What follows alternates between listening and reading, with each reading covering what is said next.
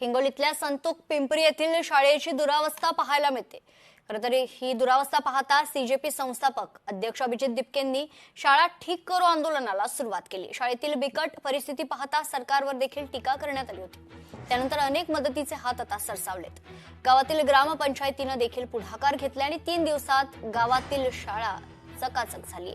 या संदर्भात अभिजित दिपके यांच्याशी संवाद साधलाय लोकशाही मराठीचे प्रतिनिधी उमेश चक्कर यांनी। पाहूयात। अभिजित दिपके हे संतोख पिंपरी या गावामध्ये आलेले आहेत आणि या येथील जर आपण परिस्थिती पाहिली तर खुर्च्यांची तोडफोड होते। इथे विद्यार्थ्यांना बसण्यासाठी व्यवस्थित जागा पण नव्हती आणि त्यानंतर अभिजित दिपके यांनी एक आंदोलन केलं होतं आणि त्यानंतर एक या ठिकाणी अभिजित दिपके आहेत माझ्यासोबत। शाळेचा जो स्टाफ आहे त्यांचं खूप खूप धन्यवाद की इतक्या कमी वेळेत त्यांनी एवढी सुधारणा केली। खिडक्या ज्या आहेत त्या खिडक्या नवीन लागल्या आहेत। बेंचेस म्हणजे मी या गावात लहानपणापासून येतोय पण आज पहिल्यांदा मी माझ्या गावातल्या मुलांना बेंचेसवर बसलेलं पाहिलंय।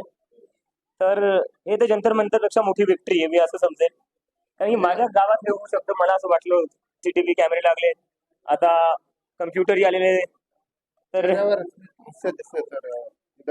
हो तेही म्हणत होते त्यांना बेंचेसवर बसायचे, तर आता बसले ते बेंचेसवर।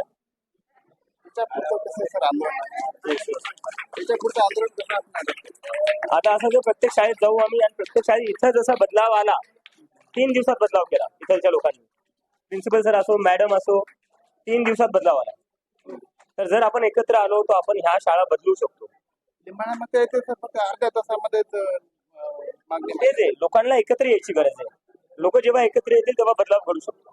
अभिजित दिपके, उमेश चक्कर, लोकशाही मराठी। लोकशाही मराठी ऐका, पहा, जागरूक रहा।